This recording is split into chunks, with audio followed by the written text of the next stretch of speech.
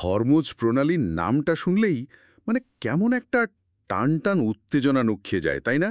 বিশেষ করে এখন যখন ইরান আর ইসরায়েলের মধ্যে এই পরিস্থিতি বেশ গরম। হ্যাঁ, একদম। আর আজকের আলোচনাটা আমরা ঠিক এই হরমোজ প্রণালীকে কেন্দ্র করেই করব।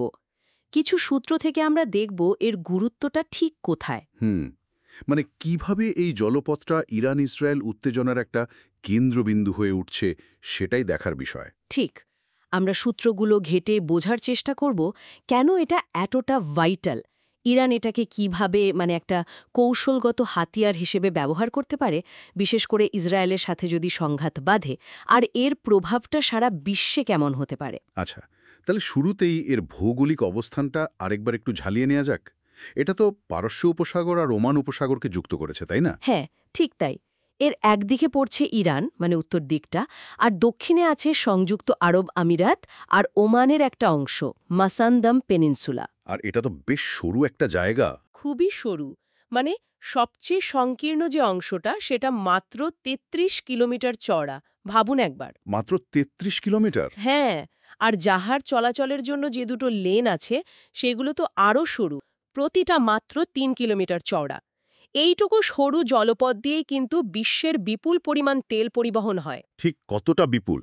সংখ্যাটা বেশ চমকে দেওয়ার মতো শুনেছিলাম। অবশ্যই, বিশ্বের মোট সামুদ্রিক তেল বাণিজ্যের প্রায় ২০%, দৈনিক প্রায় ১,৭০,০০,০০০ ব্যারেল অপরিশোধিত তেল এই পথ দিয়েই যায়। ১,৭০,০০,০০০ ব্যারেল প্রতিদিন? হ্যাঁ, প্রতিদিন। সৌদি আরব, ইরান নিজে, ইরাক, কুয়েট, ইউএই এদের সবার তেল রপ্তানির প্রধান পথ এটাই।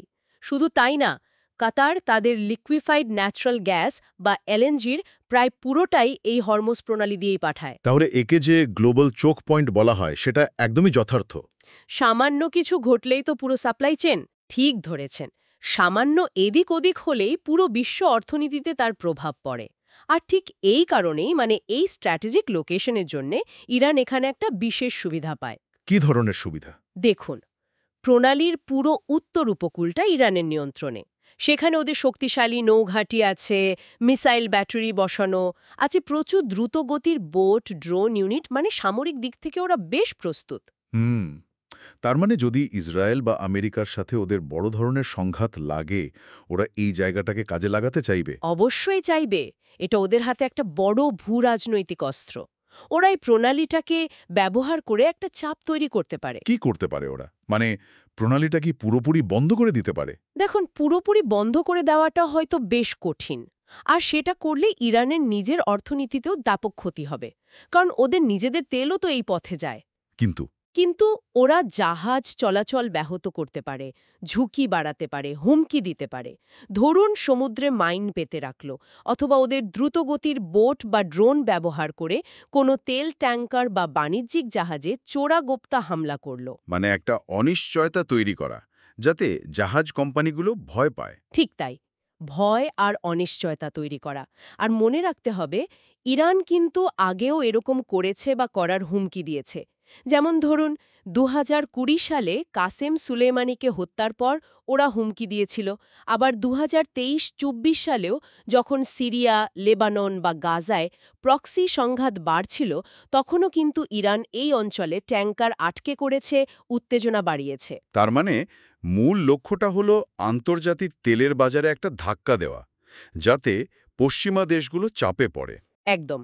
তেলের দাম যদি হঠাৎ করে আকাশ ছোঁয়া হয়ে যায়, তাহলে আমেরিকা, ইউরোপের দেশগুলো এদের অর্থনীতিতে বড়সড় চাপ তৈরি হবে। আর ঠিক এখানেই ইসরায়েলের ওপর পরোক্ষ প্রভাবের ব্যাপারটা চলে আসে। এটা একটু বুঝিয়ে বলবেন। ইসরায়েল তো নিজে সরাসরি পারস্য উপসাগরের তেলের ওপর অতটা নির্ভরশীল নয়। সরাসরি হয়তো নয়, কিন্তু ইসরায়েলের সবচেয়ে বড় মিত্র কারা? আমেরিকা, ইউরোপের দেশগুলো, এমনকি ভারতও তো হরমুজ দিয়ে আসা তেলের ওপর বেশ নির্ভরশীল। আচ্ছা। তো ইরান যদি হরমুজ প্রণালীতে জাহাজ চলাচল ব্যাহত করে বা করার হুমকি দেয়, তাহলে বিশ্ববাজারে তেলের দাম বাড়বে। এই মিত্র দেশগুলোর অর্থনীতিতে তখন সমস্যা হবে। আর তখন স্বাভাবিকভাবেই এই দেশগুলো চাইবে উত্তেজনা কমাতে। ওরা তখন ইসরায়েলকে চাপ দিতে পারে যাতে তারা সংযত থাকে বা পিছু হটে। হ্যাঁ, সেরকম একটা সম্ভাবনা তৈরি হয়। অর্থাৎ ইরান সরাসরি ইসরায়েলের ভূখণ্ডে বড় ধরনের হামলা না পড়েও হরমুজ প্রণালীকে একটা লেভারেজ বা হাতিয়ার হিসেবে ব্যবহার করে আন্তর্জাতিক শক্তিগুলোকে দিয়ে ইসরায়েলের ওপর চাপ সৃষ্টি করার চেষ্টা করতে পারে। এটা এক ধরনের পরোক্ষ প্রতিরোধ বা ডিটারেন্স বলা যেতে পারে। বেশ জটিল সমীকরণ। আচ্ছা, এই পরিস্থিতিতে আমেরিকার ভূমিকাটা কেমন হতে পারে? ওদের তো বিশাল নৌবহর আছে ওখানে। হ্যাঁ, মার্কিন যুক্তরাষ্ট্রের ৫ম নৌবহরের সদর দপ্তর বাহরাইনে, মানে খুব কাছেই। আর ওদের যুদ্ধজাহাজ নিয়মিত হরমুজ প্রণালীতে টহল দেয় আন্তর্জাতিক জাহাজ চলাচলের নিরাপত্তা নিশ্চিত করার জন্য। তো ইরান ইসরায়েল সংঘাত বাঁধলে যদি সংঘাত বাধে এবং আমেরিকা যদি সরাসরি ইসরায়েলের পক্ষ নেয়, তাহলে পরিস্থিতি খুবই বিপজ্জনক মোড় নিতে পারে। হরমুজ প্রণালী তখন একটা সক্রিয় যুদ্ধক্ষেত্রে পরিণত হওয়ার ঝুঁকি থাকে। ইরান তখন হয়তো প্রণালীতে থাকা মার্কিন নৌবাহিনীর জাহাজ বা ঘাঁটিতেও হামলা চালানোর চেষ্টা করতে পারে। মানে পুলদস্তুর যুদ্ধ পরিস্থিতি তৈরি হতে পারে প্রণালীতেই। হ্যাঁ, সেই ঝুঁকিটা অবশ্যই আছে। আরেকটা বিষয় মনে পড়ল, আন্তর্জাতিক আইন মানে সমুদ্র আইন সংক্রান্ত যে ইউএন ক্লজ কনভেনশন আছে, সেটা কি এখানে কোনো ভূমিকা রাখে না? আন্তর্জাতিক প্রণালীতে তো অবাধ যাতায়াতের অধিকারের কথা বলা আছে। হ্যাঁ, ইউএন ক্লজ বা সমুদ্র আইন সংক্রান্ত জাতিসংঘের কনভেনশনে ইনোসেন্ট প্যাসেজ বা ট্রানজিট প্যাসেজের অধিকারের কথা বলা আছে ঠিকই, কিন্তু এখানে একটা প্যাচ আছে। সেটা কি? ইরান এই ইউএনসিএলওএস চুক্তি সই করেছে, কিন্তু আজ পর্যন্ত তারা এটাকে অনুসমর্থন বা রাটিফাই করেনি। ও আচ্ছা, তার মানে ওরা আইনত পুরোপুরি বাধ্য নয়। ঠিক বাধ্য নয় বলাটা মুশকিল, কারণ চুক্তির কিছু বিষয় আন্তর্জাতিক প্রথায় পরিণত হয়েছে। কিন্তু রাটিফাই না করার কারণে ইরান প্রায়শই নিজেদের সার্বভৌমত্ব আর নিরাপত্তার অজুহাত দেখিয়ে এর ধারাগুলো নিজেদের মতো করে ব্যাখ্যা করে। বিশেষ করে যখন রাজনৈতিক বা সামরিক উত্তেজনা বাড়ে, তখন তারা এই আইনগত ধোঁয়াশাটাকে কাজে লাগায়। বুঝতে পারছি। তাহলে সব মিলিয়ে দেখলে হরমুজ প্রণালী এখনকার ইরান ইসরায়েল সংকটের পরিপ্রেক্ষিতে একটা অত্যন্ত সংবেদনশীল আর গুরুত্বপূর্ণ চাপ প্রয়োগের বিন্দুতে পরিণত হয়েছে। নিঃসন্দেহে এটা ইরানের হাতে থাকা একটা মারাত্মক রাজনৈতিক অস্ত্র।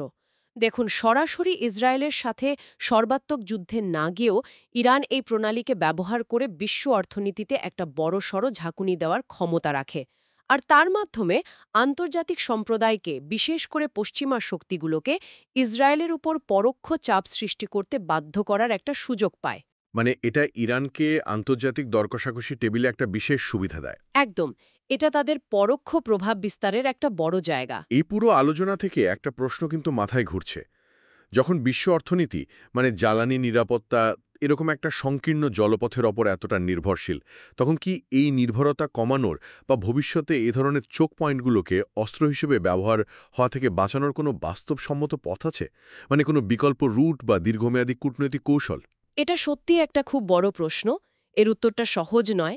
হয়তো নতুন কোনো বিকল্প রুটের কথা ভাবা যেতে পারে, যেমন পাইপলাইন বা অন্য কিছু, কিন্তু সেগুলোরও নিজস্ব সীমাবদ্ধতা, খরচ আর ভূরাজনৈতিক চ্যালেঞ্জ আছে।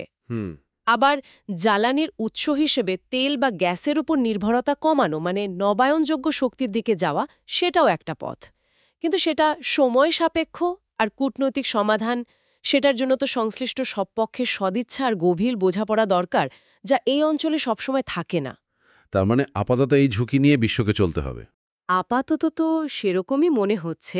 এই রাজনৈতিক বাস্তবতা এবং হরমুজ প্রণালীর এই কৌশলগত গুরুত্ব, এটা খুব তাড়াতাড়ি বদলাবে বলে মনে হয় না। ভবিষ্যতের প্রযুক্তি, বিশ্ব রাজনীতি আর কূটনীতি কোন দিকে মোড় নেয়, তার উপরই হয়তো এর সমাধান নির্ভর করছে।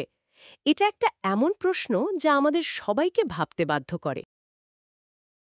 যদি পডকাস্টটা ভালো লেগে থাকে তাহলে প্লিজ ফলো করুন, শেয়ার করুন বন্ধুদের সাথে, আর কমেন্ট করে জানান কেমন লাগলো।